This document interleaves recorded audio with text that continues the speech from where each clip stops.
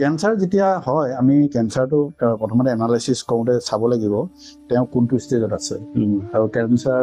Benign cancer নে মেলিগনেঞ্চি cancer মানুহজনক মানে সম্পূৰ্ণ ৰোগৰ পৰা নিৰাময় কৰিবলৈ হ'লে ৰেপিড জেণ্টল পাৰ্মিনেণ্ট ৰেস্কিউ কৰিব লাগে with treat the patient not the disease particular ডিজিজৰ ওপৰত আমি ট্ৰিটমেণ্ট নকৰোঁ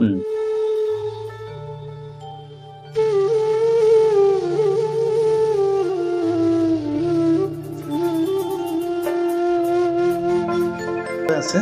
আমাৰ চিকিৎসা বিজ্ঞানত বিশেষকৈ মানে মানুহ মেণ্টেল আৰু ফিজিকেল গোটেই চিমটমছখিনি আমি বডিটোক এনালাইচিছ কৰি লওঁ আৰু অকল ENT-য়ে নহয় আমি গাইনকলজি বা স্কিনৰ কাৰণে হওক বা নেফ্ৰো ইউৰো কাৰ্ডিঅ' আটাইকেইটা চিষ্টেম একেখন প্ৰেছক্ৰিপশ্যনতে ট্ৰিটমেণ্ট কৰা যায় ENT বুলি বেলেগকৈ আমাৰ বেলেগত ট্ৰিটমেণ্ট নহয় কাৰণ মানুহজন ক'ৰ পৰা ঔষধ বেমাৰটো উৎপত্তি হৈছে সেই ৰোড কজটো আমি যেতিয়া এনালাইচিছ কৰি তেওঁ পাই যাওঁ সেই ৰিমেডিটোৱে তেওঁ ENT প্ৰব্লেমো ছল্ভ কৰিব যদি তেওঁ অষ্টিঅ'আৰ্থ্ৰাইটিছ প্ৰব্লেম আছিলে সেইটো ঠিক কৰিব একেখন প্ৰেছক্ৰিপশ্যনতে কেইবাটাও ৰোগ নিৰ্মূল হোৱাৰ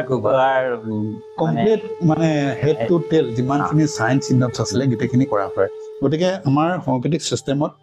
ENT বুলি কোনো তেনেকুৱা বিভাগ নাই যেনেকৈ মানে এনাটমিতে গোটেইখিনি আমাৰ বডিটো গোটেইখিনি ষ্টাডি কৰিব লাগে আৰু সেইমতে আমাৰ চিকিৎসা বিজ্ঞানত বিশেষকৈ হোমিঅ'পেথিক চিষ্টেম অফ মেডিচাইন যিখিনি আমাৰ মেডিচাইন আমাৰ ডক্টৰ চেমুৱেল খ্ৰীষ্টান কেডিকে বনাই গৈছে আৰু তাতে মেডিচাইনে তেওঁ এখন ৰেপাৰ্টৰী আমি এক্সট্ৰাকৈ পঢ়িব লাগে সেই ৰেপাৰ্টৰী আমি মেডিচাইনটো যদি প্ৰপাৰলি ৰেপাৰ্টাৰাইজ কৰি কিনে মেডিচাইনটো দিয়া যায় যিমানে জটিল নহওক যিটো মানে বিশেষকৈ এতিয়া ক্ৰনিক টনচিলাইটিছ সেইটো এটা সময়ত এলোপেথিক চিষ্টেমত চাৰ্জাৰী কৰিবলগীয়া হয় তেতিয়া মেডিচাইন ফেল তেতিয়া চাৰ্জাৰী হয় আচ্ছা আৰু এটা আপুনি চাৰ্জাৰী কৰিব নলগীয়াকৈ হয় এইটো একচুৱেলি আমাৰ ডক্টৰ চেমুৱেল খ্ৰীষ্টান ফ্ৰেডৰিক্স চেমুৱেল হেনিমেনে তেওঁ যেতিয়াই মানে এই চিষ্টেমটো আৱিষ্কাৰ কৰিছিলে কোনো এজন মানুহজনক মানে সম্পূৰ্ণ ৰোগৰ পৰা নিৰাময় কৰিবলৈ হ'লে ৰেপিড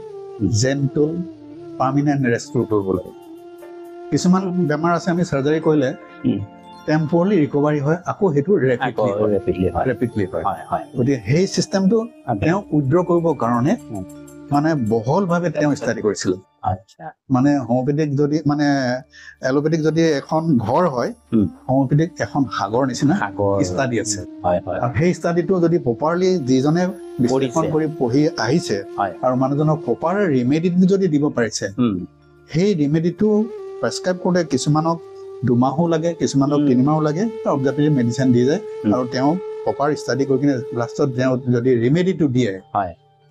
যেনেকুৱা ধৰণৰ দুৰাৰোগ্য ৰোগী নহওক আপুনি নিৰ্মূল কৰিব পাৰে সেইটোৱে হোমিঅ'পেথিকৰ মেজিক আচ্ছা এতিয়া আৰু এটা কথা মই আপোনাক সুধিব খুজিছোঁ আপোনাৰ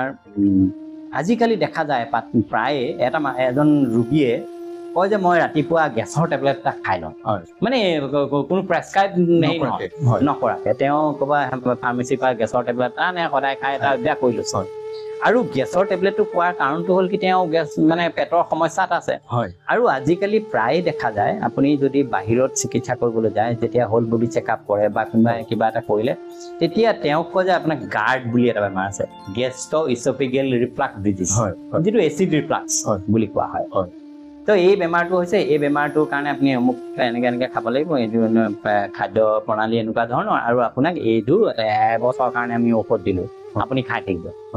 যে এই যে কথাটো পেটৰ যিটো সমস্যা পেটৰ মানে সমস্যাটোৱে মূল সমস্যা হৈ পৰিছে দেই আজিকালি মানুহৰ আৰু লাইফ ষ্টাইলটো সলনি হোৱাৰ লগে লগে যিকোনো বস্তু খাবলৈ ধৰিছে আৰু মানুহে যিকোনো ধৰণৰ শাক পাচলিয়ে খাওক ফল মূলেই খাওক চবতে কেমিকেল দিয়া তো এই কাৰণে আমি অতি বিষাক্ত বস্তু কিছুমান খাই থকাৰ কাৰণে আমাৰ পেটৰ সমস্যা এটা হৈছে তাৰ উপৰি ডাঙৰ কথাটো হৈছে কি পানীৰটো আমাৰ বিশুদ্ধ নহয় বিশুদ্ধ পানী নহয় পানীটোও অশুদ্ধ পানী এটা খাই আছো তো এই পেটৰ বেমাৰৰ কাৰণে হোমিঅ'পেথিত সহজ কিবা সমাধান সূত্ৰ আছে নেকি নিশ্চয় আছে একচুৱেলি হোমিঅ'পেথিক চিষ্টেমটো মই প্ৰথমতেই ক'লোঁ আপোনাক মানে আমি কোনো গেছ বুলি ট্ৰিটমেণ্ট নকৰোঁ আমি we treat the patient not the disease particular ডিজিজৰ ওপৰত আমি ট্ৰিটমেণ্ট নকৰোঁ মানুহজন সেই গেছৰ সমস্যা কিয় হ'ল মানে হাও কেনেকে হ'ল তেওঁ যদি পায়খানা ভাল নহয় তেওঁ যদি লাইফ ষ্টাইল ভাল নহয় তেওঁ গেছ হ'বই কিন্তু গেছ দৰৱ খালে মানে মই আমাৰ ডক্টৰ চামুৱেল খ্ৰীষ্টান ফ্ৰেডৰিক হেনিমে তেওঁ এজন অভিজ্ঞ চিকিৎসক যদিও তেওঁ এইখিনি দৰৱ খাব নোৱাৰিছিলে কিয় নোৱাৰিছিলে তেওঁ দৰৱটোৰ পাৰ্শ্বক্ৰিয়া যিটো দেখিছিলে সেইটো দৰৱ খোৱাৰ পিছতো মোৰ আনুষংগিক বেমাৰ আৰু বেমাৰ বাঢ়ি গৈছে এটাৰ পৰা দুটা হ'ব দুটাৰ পৰা চাৰিটা হ'ব চাৰিটাৰ পৰা আঠটা হ'ব গতিকে তেওঁ দৰৱ খাব নোৱাৰিছিলে খাব দিগদাৰ কিন্তু আজি সচৰাচৰ মানুহে প্ৰেছক্ৰিপশ্যন নোহোৱাকে মানে হাত মেলি ফাৰ্মাচীৰ পৰা দৰৱ খাই পেলাই তেওঁ আৰু কিমান দিন কেনেকে কোনটো ড'জ খাব লাগে একো নজনাকে তেওঁ দৰৱটোৰ এটিঅলজি নজনাকে তেওঁ যদি নিজে ডক্তৰ হয় তেতিয়া মানে ভৰিত কোঠাখন মৰাৰ নিচিনা হ'ল ভৰিত কোঠাখন মাৰিলেতো আপুনি অনুভৱ কৰিব পাৰিছে মানুহ ভৰিটো কেতিয়া আমি ৰাখিব নোৱাৰো চেম আমি তেনেকে স্বাস্থ্যটো ৰাখিব নোৱাৰা হয় কিন্তু আমি অকণমান পইচা বচাবৰ কাৰণে ডাক্তৰৰ প্ৰেছক্ৰিপশ্যন নোহোৱাকে ডাক্তৰে গেছৰ কাৰণে ডক্তৰ দেখিলে এইটো জাষ্ট ফৰ 10 days কিন্তু সেইটো আমি অৱমাননা কৰি সদায় খাই আছো এই সদায় খোৱাৰ কাৰণে তেওঁ এটা আৰ্টিফিচিয়েল ড্ৰাগ ডিজিজলৈ পৰিণত হৈছে মানে তেওঁ এটা মানে এটা হেৰি হৈ গৈছে কোনো দৰৱে মানে তেওঁক কাম নকৰা হয় প্ৰেচিছ নকৰাৰ কাৰণে এইবিলাক বেমাৰ আৰম্ভ হৈছে আৰু এইটো জাষ্ট ব্যক্তিগত মানে সকলো ব্যক্তিয়ে নহয় তেনেকুৱা বিশেষকৈ স্বাস্থ্য মানে বিধান যিসকলে সম্পূৰ্ণভাৱে নাই মনা অলপ জানে অলপ নাজানে প্ৰেছক্ৰিপশ্যন কোনোবা এটা বানৰ ডক্তৰ এজনৰ প্ৰেছক্ৰাইব কৰিলে তেওঁ এইটো দৰৱ খাই মই ভাল পালো বুলি ভাবি তেওঁ নিজেও খাই লগতে পৰিয়ালকো খুৱায় এই বিশৃংখলতা আৰু বিশৃংখলতা এটা চিকিৎসাজনিত বিশৃংখলতা এটা সৃষ্টি কৰে সেইটো কৰিছে কিন্তু এতিয়া আমি মেডিচিনক দুখ দিলে লাভ নহ'ব হয় পাৰ্টিকুলাৰ মেন টু মেন ভেৰি কৰে ভাল কথা কৈছে মেন টু মেন ভেৰি কৰে গতিকে আমি প্ৰেছক্ৰিপশ্যন ফ'ল' কৰিবই লাগিব আৰু প্ৰেছক্ৰিপশ্যন এনেই হ'লে নহ'ব কোৱালিফাইড ডক্টৰ ৰেজিষ্ট্ৰেশ্যন থাকিব লাগিব তেওঁ এড্ৰেছটো থাকিব লাগিব আৰু তেওঁ কিমান দিন ডিউৰেশ্যন খাব পাৰে নিৰ্দিষ্ট সীমা থাকিব লাগিব আৰু সেই সীমালৈকেহে সেই প্ৰেছক্ৰিপশ্যনৰ ভেলিডিটি আৰু সেইখিনি নকৰি যদি আমি ভাত খোৱা দি ফাৰ্মাচীৰ পৰা দৰৱ খাওঁ মানে তেতিয়া আপুনি কোৱা ধৰণে এই বেমাৰবিলাক প্ৰাদুৰ্ভাৱ এটা বেমাৰ প্ৰায়ে দেখা যায় মানুহৰ মাজত খুব হয় সেইটো হ'ল পাইলছ অৰ্শ আগতে অৰ্শটো নাছিলে এতিয়া আমাৰ লাইফ ষ্টাইলটো সলনি হোৱাৰ কাৰণে অৰ্শৰ বেমাৰটো খুব বেছি হৈছে প্ৰায় মানুহৰ দেখা যায় যে তেওঁ নকয় লাজত কিন্তু তেওঁ ভিতৰে ভুগি থাকে এই কথাটোত মই দেখিলোঁ বহুত মানুহৰ মুখত শুনিছো যে হেমিঅ'পেথি ঔষধ খাই তেওঁ পাইলছৰ পৰা সম্পূৰ্ণ নিৰ্মূল কৰিব পাৰে নিৰ্মূল হৈ যায় তো সেইটো আপুনি নিশ্চয় আপুনিও সেইটো চিকিৎসা কৰে নিশ্চয় মানে হোমিঅ'পেথিকৰ যিখিনি আমি আৰু সেই কথাটো আগতে কোৱাৰ নিচিনাকৈ আপুনি সেই মানে চিমটমছটো চাবই লাগিব চাই পেলাই কিন্তু পাৰ্টিকুলাৰ এইটো এটা হেবিচুৱেল ডিজিজো হয় মেটাবলিক ডিজিজো হয় একচুৱেলি বেমাৰটো আমাৰ হোৱাট ৱেৰ হুৱেন হাউ পাইলছৰ বেমাৰটো আজিকালি লাইফ ষ্টাইলটো এনেকুৱা মানে সাধাৰণতে এজন মানুহে আমি যিকোনো এজন গভৰ্ণমেণ্ট এমপ্লয়ক যদি সোধা যায় আপোনাক কিমান ঘণ্টা কাম কৰিবলৈ চৰকাৰে আপোনাক নিয়োগ কৰিছে তেতিয়া আমি স্বাভাৱিকতে তেওঁৰ পৰা উত্তৰ পাম 8 ঘণ্টা হয় কিন্তু মানে ব্যক্তি বিশেষে তেওঁ যদি মোৰ মানে ঘৰত প্ৰয়োজন বেছি আছে মই 8 ঘণ্টাৰ ঠাইত 10 ঘণ্টা কাম কৰিম এইটো আমাৰ বডিটোক অভাৰ ষ্ট্ৰেছ সেই তেনেকে কিছুমানে 12 ঘণ্টা কৰে কিছুমানে 15 ঘণ্টা কৰে এই মানুহজনে এই বেমাৰটো ভোগে আৰু এজন মানুহে ধৰি লওক 5 কিলোমিটাৰ মানে বাইকত ৰান কৰিছে তেওঁৰ কাৰণে এইবিলাক বেমাৰ নহয় যদি আমি চিমটমছ এনালাইচিছ কৰোঁ তেতিয়া আপুনি ক'ত চাকৰি কৰে কি কাম কৰে মানে অনবৰতে বহি থকাৰ কাৰণে হয় নেকি সেইটো মানে এটা কজ এইটো এটা কজ হয় টু মাছ এভৰিথিং বেড আপুনিতো জানে এজন মানুহে অফিচত সেই 8 ঘণ্টা বহিলে তেনেকুৱা প্ৰব্লেম নহয় কিন্তু তেওঁ অফিচতো বহিলে ঘৰতো বহিলে তেওঁ এক্সাৰচাইজ নাই যোগা ব্যায়াম একো নাই আৰু খাদ্যাভ্যাসো বেয়া সেই মানুহজনকে প্ৰথমতে এই বেমাৰটো উৎপন্ন হয় আৰু এই বেমাৰটো মই আৰু অতি সহজ সমাধান আছে হেমিঅ'পেথিত একেবাৰে ভাল ইয়াতে খুব কম সময়ৰ ভিতৰত কিয়ৰ কৰিব পাৰে কিয়ৰ কৰিব পাৰে কাৰণ ইয়াত মেডিচিন যেতিয়া মানে পেচেণ্টজনক কাম নকৰে এটা লেভেলত এণ্টিবায়'টিক দিয়ে পেইন কিলাৰ দিয়ে এলোপেথিক চিষ্টেমৰ মেডিচিন আমাৰ চিষ্টেমত এণ্টিবায়'টিক নাই এণ্টিবায়'টিক নাই মানে আমি ৰিমেডিহে দিওঁ আৰু সেই মেডিচিনটো যদি বাৰে বাৰে মানে এণ্টিবায়'টিক ইউজ কৰে লাষ্টত সেই মেডিচিন কাম নকৰা হয় তেতিয়া তেওঁক চাৰ্জাৰীলৈ মানে এডভাইচ কৰা হয় ৰেফাৰ কৰা হয় তেতিয়া চাৰ্জনে সেইটো সাময়িকভাৱে মানে তেওঁ সেইটো কাটিহে দিয়া হয় কিন্তু আকৌ সেই ৰিঅকাৰী আকৌ আৰম্ভ কাৰণ তেওঁ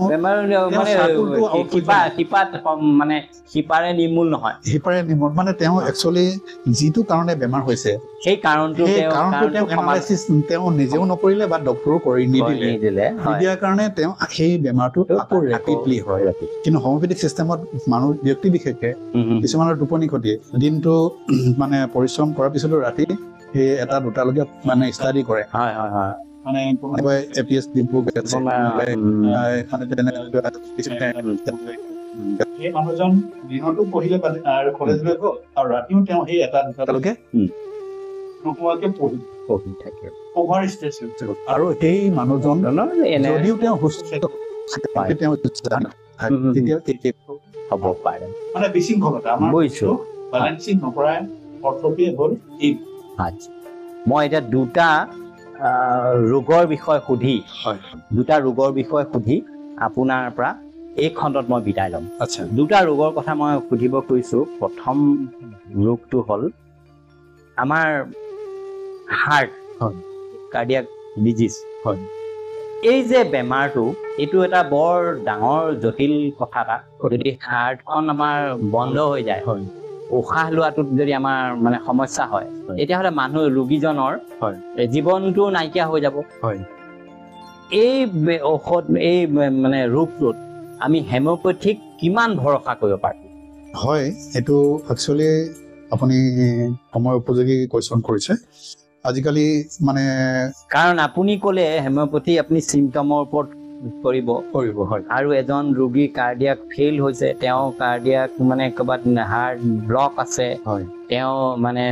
হেৰি নহয় কেতিয়াবা কাৰ্ডিঅ'মায়'পেথি হয় এনেকুৱা ধৰণৰ জটিল সমস্যাৰো মানুহে সন্মুখীন হয় তো এই কথাটোত আপুনি হেমিঅ'পেথিকত মানে মানুহে কিমান ভৰসা কৰিব মই মানে ভৰসা এইটো কাৰণে কৈছোঁ শব্দটো এই কাৰণে ব্যৱহাৰ কৰিছোঁ যে মানুহজন ৰৈ থাকিব নোৱাৰে তেতিয়া হেমিঅ'পেথিয়ে কি কৰিব কওকচোন একচুৱেলি এইটো এটা যিবিলাক ইমাৰ্জেঞ্চি কেছ বুলি কোৱা হয় ইমাৰ্জেঞ্চি কেছত সদায় মানে ফাৰ্ষ্ট এইড ট্ৰিটমেণ্ট কৰা হয় আৰু হোমিঅ'পেথিকত মানে ক্ৰনিক যদি কাৰ্ডিয়াক প্ৰব্লেম তেওঁ কোনটো বয়সত কেতিয়া কেনেকৈ হৈছে এইখিনিৰ ওপৰত নিৰ্ভৰ কৰি হোমিঅ'পেথিক ট্ৰিটমেণ্টটো আৰম্ভ কৰিব পৰা যায় ইমাৰ্জেঞ্চি কোনোবা এজনতে মানে চিভিয়াৰ হাৰ্ট এটেক হৈ গ'ল সেই হাৰ্ট এটেক হোৱাৰ সময়ত একচুৱেলি এলোপেথিক ট্ৰিটমেণ্ট কৰাই কিন্তু যদি মানুহজন সেই তেনেকুৱা কেছৰ পৰা ৰিকভাৰী হ'ল কিন্তু সেইটো জাষ্ট ৰিকভাৰীয়ে হ'ল কিয়ৰ নহ'ল এই কিয়ৰ ষ্টেজটো আনিবৰ কাৰণে হোমিঅ'পেথিক দৰৱ ইউজ কৰা যায় এতিয়া মেক্সিমাম মানে অভিজ্ঞ এলোপেথিক ডক্টৰ তেওঁলোকে মানে এই লাষ্ট ষ্টেজত সদায় হোমিঅ'পেথিকে ইউজ কৰে আৰু মই আপোনাৰ অনুষ্ঠানত এইটো কথাও ক'ব বিচাৰিম বিশেষকৈ আমাৰ ইণ্ডিয়াত এইটো এতিয়া প্ৰচলন হোৱা নাই লণ্ডনত হোমিঅ'পেথিক পঢ়িবৰ কাৰণে মিনিমাম কোৱালিফিকেশ্যন MBBS পঢ়ি কিনেহে হোমিঅ'পেথিক পঢ়িব পাৰে এতিয়া যিবিলাক ইমাৰ্জেঞ্চি কেছ সেইবিলাক সদায় একুইট ট্ৰিটমেণ্ট কৰিব লাগে আৰু সেইখিনি তেওঁ ৰিকভাৰী হোৱাৰ পিছত তেওঁ কিহৰ কাৰণে হাৰ্ট ব্লক হ'ল প্ৰষ্টাইল আছিলে জেনিটেল ডিজিজ আছিলে বা তেওঁ মানে লাইফ ষ্টাইল ডিজিজ আছিলে সেই প্ৰব্লেমটো তাত যেতিয়া বেলেঞ্চিং কৰা হয় সেই প্ৰব্লেমটোৰ পৰা তেতিয়াহে তেওঁ নিৰাময় হ'ব কিন্তু সাময়িকভাৱে উপশম দিয়াটো তেওঁ মানে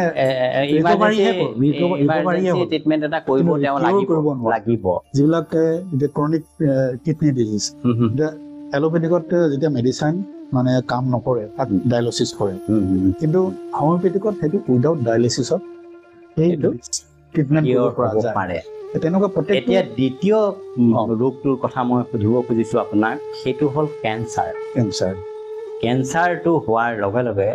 এজন মানুহৰ কেতিয়াবা বায়পচি কৰিলে, কেতিয়াবা ব্লাড টেষ্ট কৰিলে, কেতিয়াবা কিবা এটা টেষ্ট কৰিলে,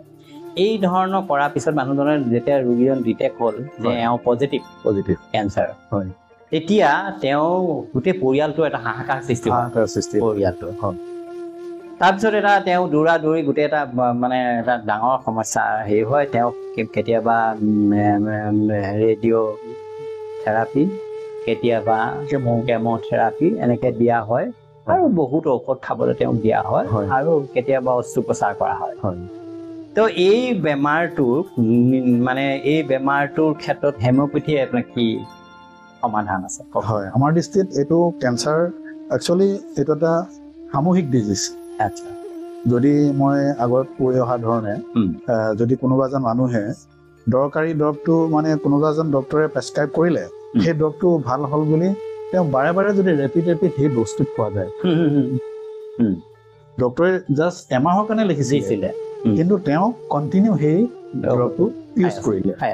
অভাৰ ইউজ কৰাৰ কাৰণে সেইটো এটা কেঞ্চাৰৰ কজ হ'ব পাৰে। কিন্তু কেঞ্চাৰ যেতিয়া হয়, আমি কেঞ্চাৰটো প্ৰথমতে এনালাইচিছ কৰোঁতে চাব লাগিব তেওঁ কোনটো ষ্টেজত আছে আৰু কেঞ্চাৰ বিনাইন কেঞ্চাৰ নে মেলিগনেঞ্চি কেঞ্চাৰ। প্ৰথমতে এই ডিভিজনটো চাব লাগিব। বিনাইন কেঞ্চাৰ হ'লে খুব সহজতে হোমিঅ'পেথিকত ট্ৰিটমেণ্ট কৰিব পৰা যায় বিনা অপাৰেশ্যনত। হয়, আৰু মেলিগনেঞ্চি হ'লে তেওঁ কোনটো পাৰ্টত এফেক্ট হৈছে, সেই এফেক্টটোত কি পজিশ্যনত আছে, তেওঁ বায়পচি কৰাৰ পিছত তেওঁ MRI কৰি কিনে তেওঁ কোনটো লেভেলত আছে, মানে মেটাষ্টেচিছ ফৰ্ম হৈছে নাই, first stage, second stage, third stage, এইখিনি ষ্টেজ বুজি কিনে হোমিঅ'পেথিক ট্ৰিটমেণ্ট কৰা হয়। হোমিঅ'পেথিক মই প্ৰথমৰ পৰাই কৈ আছো যে এইটো পাৰ্টিকুলাৰ কেঞ্চাৰ বুলি আমি ট্ৰিটমেণ্ট নকৰোঁ। কাৰণ কজটো কি হ'ল, কিহৰ কাৰণে তেওঁ যদি এক্সেচিভ দৰৱ খাই কেঞ্চাৰ হৈছে তেতিয়া প্ৰথমতে দৰৱৰ ৰিয়েকশ্যনটো কাটি দিয়া হয়। আৰু কিছুমানৰ এনেকুৱা হয় মানে মেটাবলিক ডিজিজ, লাইফ ষ্টাইলটো বেয়া। কোনোবা এজনে খাব লাগিছিলে মানে ব্ৰেকফাষ্ট, লাঞ্চ, ডিনাৰ, কিন্তু তেওঁ খোৱাৰ অভ্যাসটো খুবেই খোৱাৰ আসক্তিটো বেছি। সেইকাৰণে তেওঁ সেই 3টা খাদ্যৰ ঠাইত 5টা খাদ্য খাইছে তেতিয়া আৰু খাদ্য ভক্ষণ কৰিছে তেওঁ মানে অস্বাভাৱিক খাদ্য, যিবিলাক ময়দা item, fast food, junk food, packaging preservative বস্তু, এইবিলাক যদি তেওঁ লাইফ ষ্টাইলত এড হৈ আহিছে, সেই খাদ্যৰ কাৰণে এই বেমাৰটো যদি হয় তেতিয়া সেইখিনি প্ৰথমতে মেনেজ কৰিব লাগিব। তেওঁ কেমো দিলে সেই বেমাৰটো আৰোগ্য হৈ নাযায়। তেওঁ সেই প্ৰথম যে ইনবেলেঞ্চিং হৈছিলে সেই ইনবেলেঞ্চিঙৰ পৰা তেওঁ চিষ্টেমটো বেলেঞ্চিং কৰিব লাগিব। আৰু কেঞ্চাৰ যদি বিনাইন ষ্টেজত আছে, এতিয়া মই সকলো দৰ্শকে মই আহ্বান কৰিম আপুনি নিশ্চয় কেঞ্চাৰ হোমিঅ'পেথিক অভিজ্ঞ চিকিৎসক ট্ৰিটমেণ্ট কৰক। আমাৰ হোমিঅ'পেথিক চিষ্টেমত বহুবিলাকে চুকে কোণে মানে মেডিচিনটো দিলে মানুহে ভাবে হোমিঅ'পেথিক ডাক্তৰ, কিন্তু হোমিঅ'পেথিক ডাক্তৰ কোন, কেনেকে, ক'ত, কিয় আছে সেই কথাটো বুজিব লাগিব। আৰু আমাৰ মানে উপযুক্ত চিকিৎসক এজনৰ পৰা যদি আপুনি মানে যিকোনো বেমাৰ কেঞ্চাৰ নহয়, যিকোনো দুৰাৰোগ্যৰ সমাধান হোমিঅ'পেথিক চিষ্টেমত আছে। মানে আপুনি এইটো কথা ক'লে যে আপুনি সাধাৰণ পানী লগা জ্বৰৰ পৰা শেষত আপোনাক মই সুধিলো কেঞ্চাৰলৈকে, আপুনি ক'লে যে কেঞ্চাৰলৈকে এটা জটিল ৰোগলৈকে, দুৰাৰোগ্য ব্যাধিলৈকে হোমিঅ'পেথি চিকিৎসাত সকলো সমাধান সূত্ৰ আছে, মাত্ৰ ধৈৰ্য সহকাৰে আৰু তেওঁ চিষ্টেমেটিক ভাৱে যদি কোনোবা এটা দৰৱ কৰে এপ্লাই কৰিছে, কিন্তু সেই দৰৱটো প্ৰথমতে ফিজিচিয়ানে তেওঁ চিম্পটমবিলাক এনালিচিছ কৰি মেডিচিনৰ ৰিয়েকশ্যনবিলাক নিউট্ৰেল কৰে। মানে অভিজ্ঞ চিকিৎসকৰ দ্বাৰা যদি চিকিৎসা কৰা হয় তেতিয়াহ'লে যিকোনো ধৰণৰ জটিল ৰোগী হেমিঅ'পেথিৰ দ্বাৰা সমাধান হ'ব পাৰে। সেইটো অলৰেডি ডক্টৰ সামুৱেল খ্ৰীষ্টান প্ৰতিষ্ঠা কৰি গৈছে। মানে পজিটিভ বাৰ্তাৰে, এই যোগাত্মক চিন্তাৰে আজি আপোনাৰ পৰা আমি বিদায় ল'ম। ধন্যবাদ। আৰু পৰৱৰ্তী সময়ত পৰৱৰ্তী এটা এপিছডত আমি হেমিঅ'পেথি ঔষধৰ বিষয়ে জানিম, হেমিঅ'পেথি ঔষধৰ প্ৰয়োগৰ বিষয়ে জানিম। তাৰপিছত হেমিঅ'পেথি ঔষধ খালে আপুনি কেনেকে ৰোগীজনে কেনেকে কি মানে পথ্য খাব লাগিব, কি মানে তেওঁৰ আহাৰ গ্ৰহণ কৰিব লাগিব, সেই বিষয়ে আমি জানিম। আৰু এই খণ্ডত আমি আপোনাক ইমানতে বিদায় লৈছো। ধন্যবাদ।